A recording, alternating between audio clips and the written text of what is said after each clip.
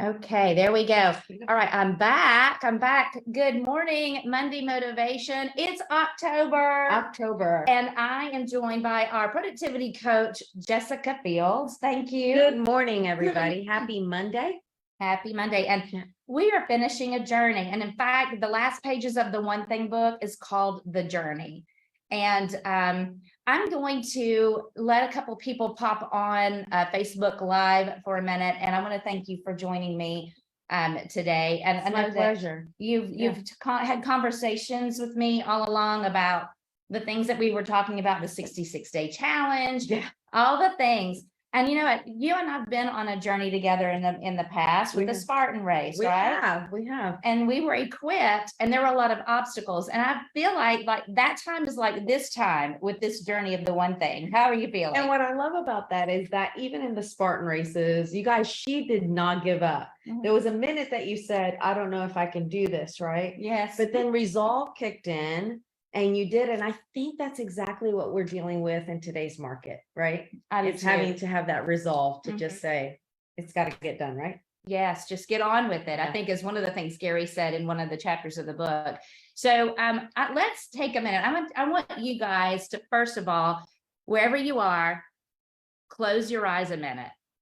Okay. I want you to think of your life as large as you can imagine. Now, this might feel a little bit weird, especially if you haven't been dreaming and you've not been thinking about dreaming. Mm-hmm. So think as big as possible and start visualizing that. So I did this last night when I went through this chapter and started thinking about what came to my mind was all my entire family on a private jet in the Maldives, and mansions on hilltops, and just ridiculously large dreams that I haven't been thinking about.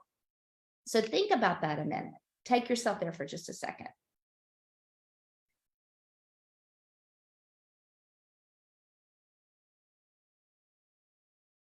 Okay, did you have some things naturally come to your mind when you were like, okay, let's go, right? So when you do that, looking at and growing, whether you're frightened or excited, ask yourself, will my current actions get me to this place in the next 5 years?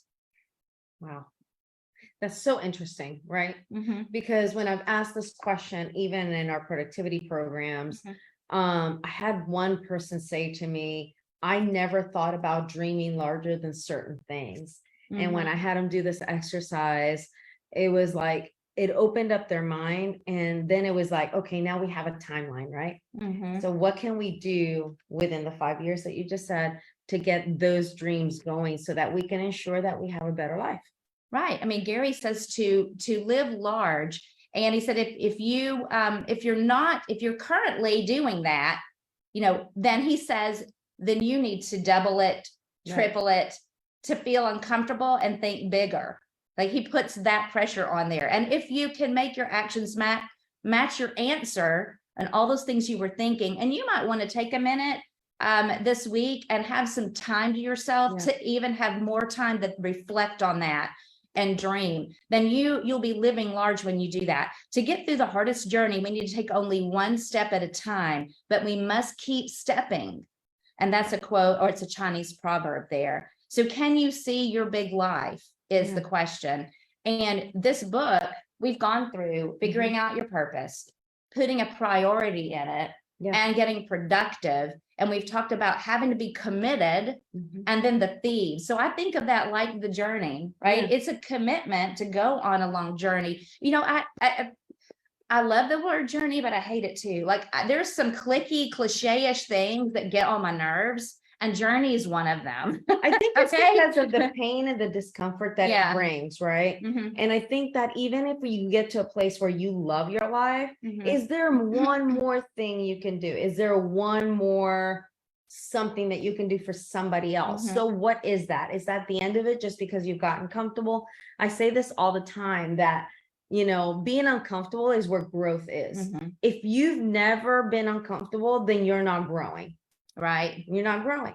And so part of that journey, and I kind of get that too, but if you think about it, I know that you love to travel, as I do, right? I have a trip coming up at the end of this month. And I've already been preparing for that journey, like looking up all the different apps that I need to have in that place when we're there. What are going to be the best foods in that place? All this stuff that I'm preparing for.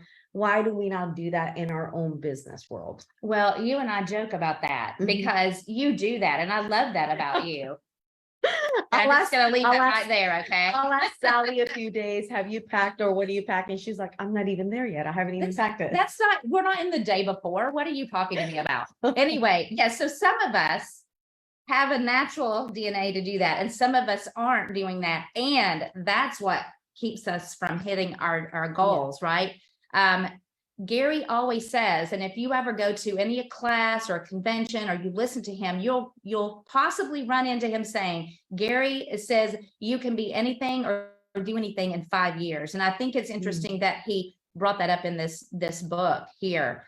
He said one of the things that he did is he wanted to plant an apple tree. Okay. And I think that's why the 5 years comes into play. So, of course, I think this also speaks on how agents are. Sure. He wanted to plant a tree, but he wanted to go buy a mature one already done. That sounds like me. That's me. I just need to get the one that's bigger. Like we're going to have a truck bring it over, but it's already producing apples and I'm just putting it in the ground and living my best life.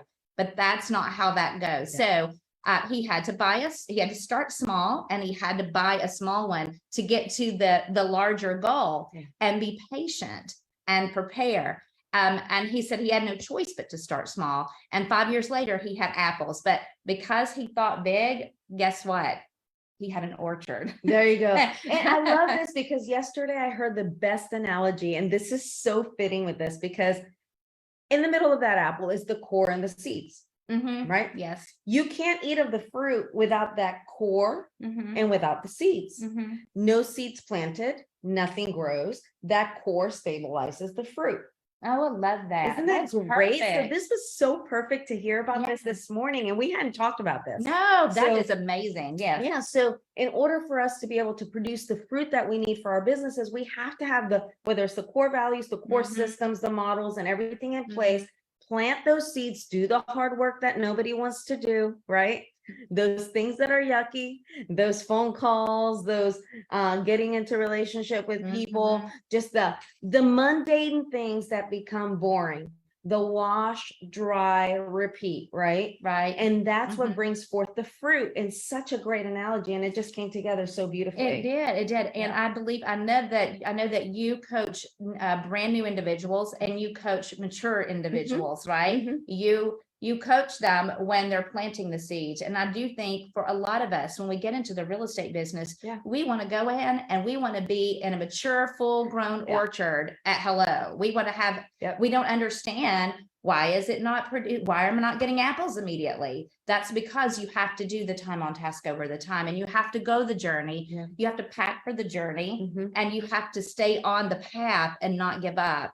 You know, there's going to be water stations along the way, right? Sure, because that's your environment. Absolutely. There's preparation. And along that time, you'll get some food, right? Because the plant needs nutrients and minerals in order for it to grow, right? And so do we. So if something's not working, we need to be able to figure out what is somebody else that I want to mimic or that I want to see. Like my inner 5 people are better than yours, that type of attitude, right? And find out what are they doing to create the life that they're creating. And if something's not working for me because I put the wrong mineral, I put the wrong soil, I put the wrong vitamins in it, right? What do I need to do to revive this and let it start producing again? Because we get stagnant, right? Yes, we do. And we're not on an island, but we do have to. And actually that segues right into the next thing on page 210. And it says, you don't get a fully mature life. You don't get a fully mature business. You don't get a fully mature spiritual life. You don't get fully mature health. You have to think about it and you have to start small to think big, to have a chance to grow. So he said, here are the things to go small. First, you are going to survey your choices, right? And you've mentioned that. Narrow your options. Line up your priorities, do what matters most. You must go small and you must find your one thing, right? And so I'm saying that in any moment in time, there can only be one thing. It doesn't mean that you have to, that there's only one. That we've gone through this book together. So, he's talking about what's the best thing right now. Right. And there's a one thing for all the pieces that make a whole you in that wheel of life. And when your one thing is in line with your purpose, and it sits atop your priorities, it will be the most productive thing you can do to launch toward the best you that you can be. And success is built sequentially, and you can't skip to the end. I mean, there's no skipping. You can't No. even spell words without using the vowels, right? Like you have to be able to do that. My son, when he was in 3rd grade, he just told me he didn't like vowels. He was not going to use them. He hated them, but then he couldn't figure out the words. So it's the same thing. Any step that you miss just creates a handicap in your business that you may not be able to recover from. So there are some things you just have to go through it, go through those obstacles, go through that mud, go through all the rocky places to get to the place of victory, right? Yes, there might be snakes and chiggers and bees. Yeah, there might be that. That's why you were equipped to go on before you go. Exactly. Right? Before you go what you're going through. So there's a story on page 211, and I know because I've known Jessica for some time before Chattanooga. Yeah. All right. And we talk about faith and fear a lot together.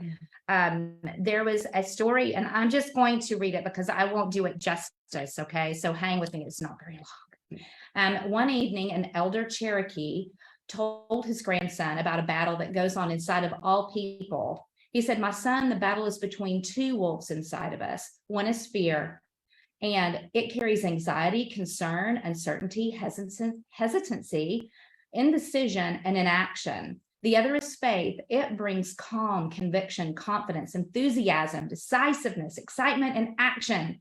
The grandson thought about it for a moment and then meekly asked his grandfather, "Which wolf wins?" The old Cherokee replied, "The one you feed."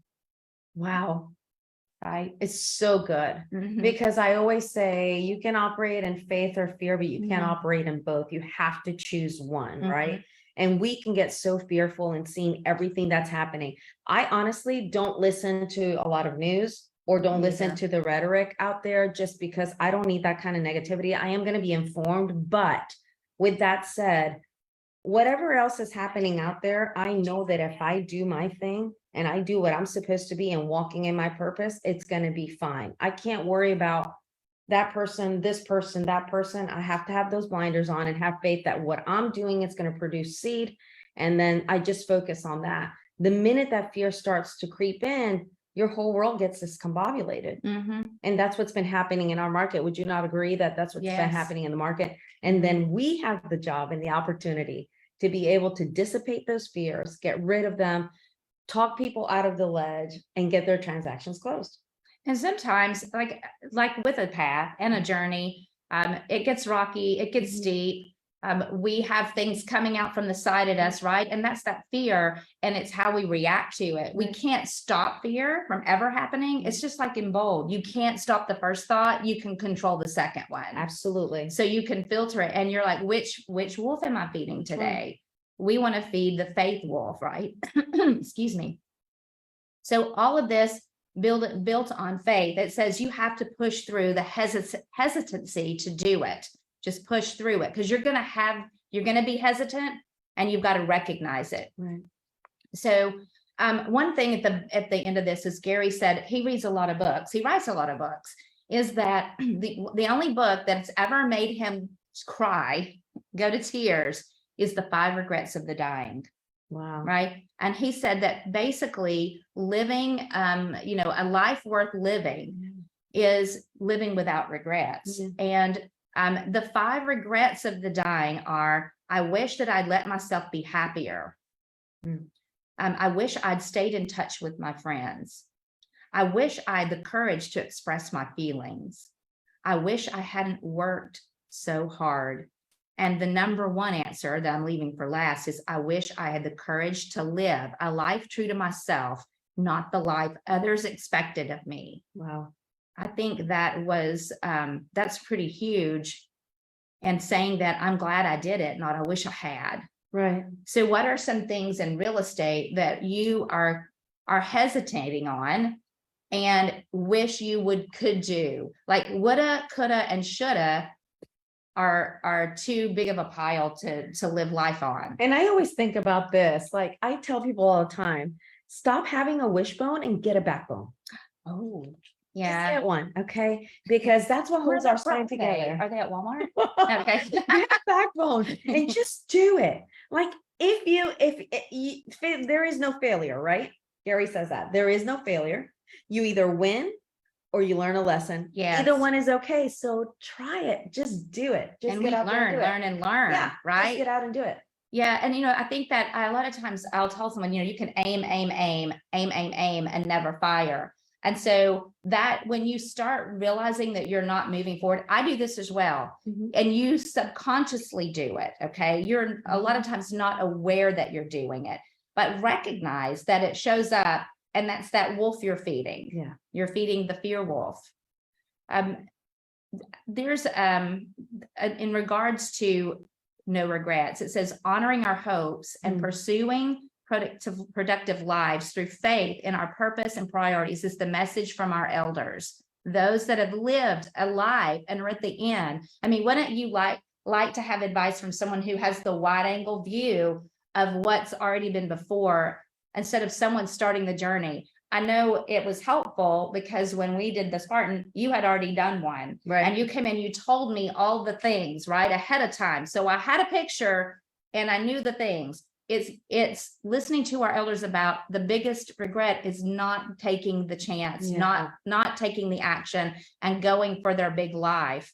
When you know what matters most, everything makes sense. But when you don't know what matters most, anything makes sense. So the best lives aren't led that way. They're that purpose, priority, and productivity. And I think honestly that we need to just be really clear too, that everybody's big life looks different. Mhm. And whatever that looks like for you, don't be ashamed either way. Okay. Whether you're a huge dreamer or just a smaller version of that for you, because we're all different. We're all made up different. What does that look like for you? What does that look like for each individual? And are you reaching to that full potential? And if you're not, what can you do to tweak that, to see that you can do a lot better? And honestly, our minds, our bodies can go a lot further than we give them credit for. Oh, yeah.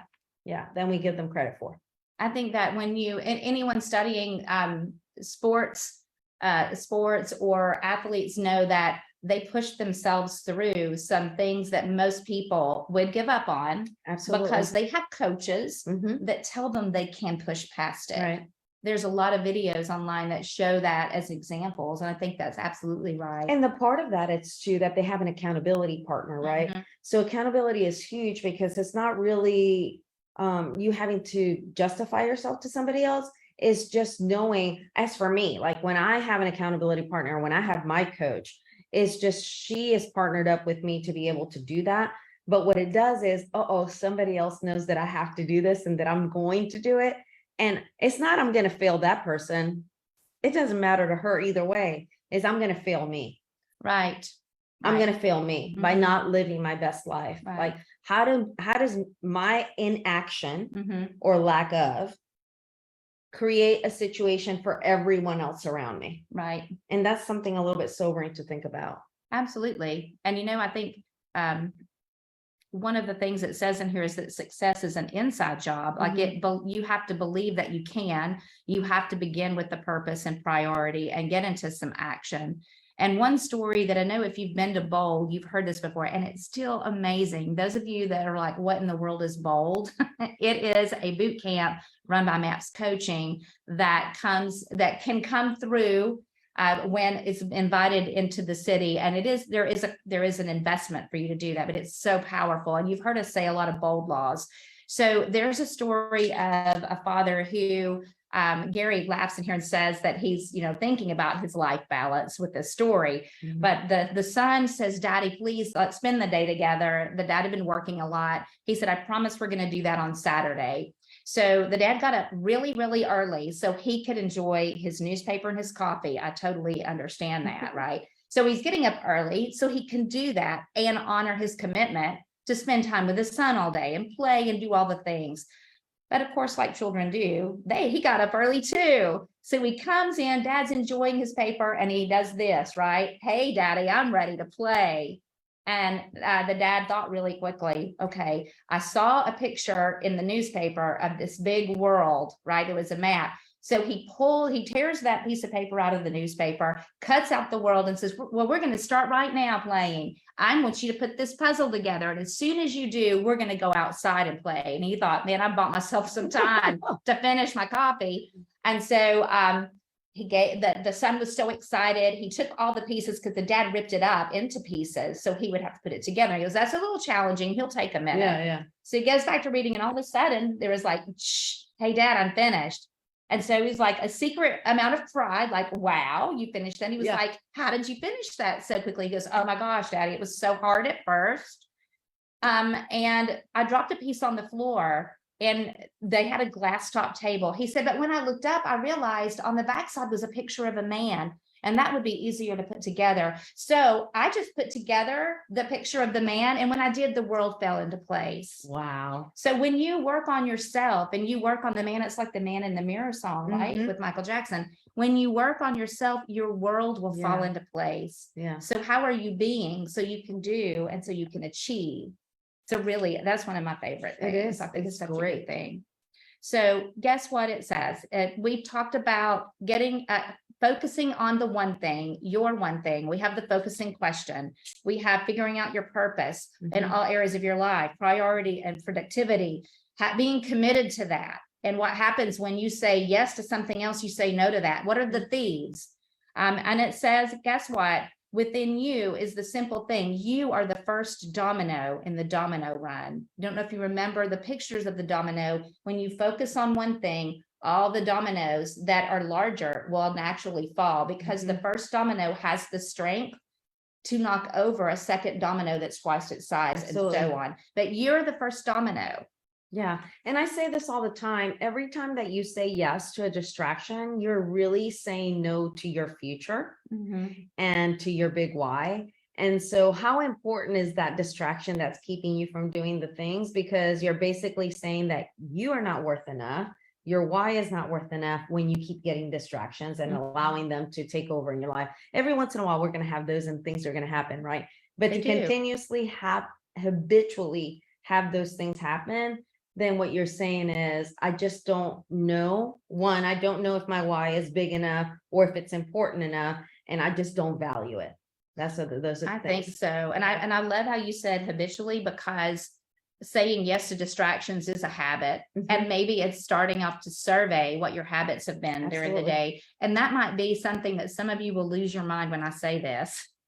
Is writing down what you're doing every 15 minutes. My coach made me do that one time. So I know about losing your mind on that. And it does make it real, right? You evaluate what's happening and take an assessment. And you should time block for everything, right? I mean, don't over time block, but time block your Legion, time block your lead follow up, right? And do all that. And then I always put in my calendar first all my vacations for the year. And then I always make sure I put family time, birthdays, vacations, anything like that that's important, because nothing's going to distract that. But the other time, I'm totally focused on what I need to do to make sure that I get my goals accomplished. You are. I've listened to you talk about your calendar, and that was, in the time blocking section is so important. It says here in the end that you still have to do that. It brings that back up again. And you're really good at getting up really early, getting the things done, being on purpose. So definitely you live some time blocking in your world. I also go to bed pretty early too, but not all the time, but it's just so that I can accomplish all the things, because I don't want to be, stressed out, broke, busted, and disgusted. Later on, busted and disgusted. I love that. That's not the kind of life I want to produce, right? So some of us all live in that, and even in real estate, we still live commission to commission. That's not the way we're supposed to be living. So reevaluation and looking at yourself and figuring out what's working, what's not working. I need to delete that and add this. Is great. I believe that right now is the time. We are in a time for you to assess your database. It is. It is time to clean it up in the fall, winter renewal, reconnect with everyone, those relationships, and then enjoy an explosion of the spring and summer because we're being purposeful. Now, on page 2018, at the very end of the book, if you need some qualifying questions around the one thing statement, it takes it through a lot of areas in your life. For instance, in your personal life, let the one thing bring clarity to the areas of all the things. And here's a sampling. What's the one thing I can do this week to discover or affirm my life's purpose? Wow. What would that look like? Yeah. I mean, it could be, well, the one thing I need to do, the one thing that would make everything easier and necessary would be to schedule some time in my calendar for some alone time, for reflection time, for some dreaming time, to get started on finding out my purpose. Here's one for your family. So if you want to make your family experience better, what's the one thing that we can do this week to improve our marriage? Or what's the one thing we can do every week to spend more quality family time together? And let that create some clarity for you. On your job, what's the one thing I can do today to complete my current project ahead of schedule? Yeah. That's a good one. So you can use the one thing. It doesn't have to be the meaning of life. Right. Is just to get you into activity and find what matters most. Remember, and putting that on the top. And when you focus on that, that's where your extraordinary life shows up. So using all of the habit forms and things like that. I mean, what you focus on expands, right? Yes, that's another bold one. Yeah, that what you focus on expands. So what are you focusing on? Like take inventory of your mind, right? Do you get up and you're already all rattled because you got up at the last minute and you didn't give yourself enough time?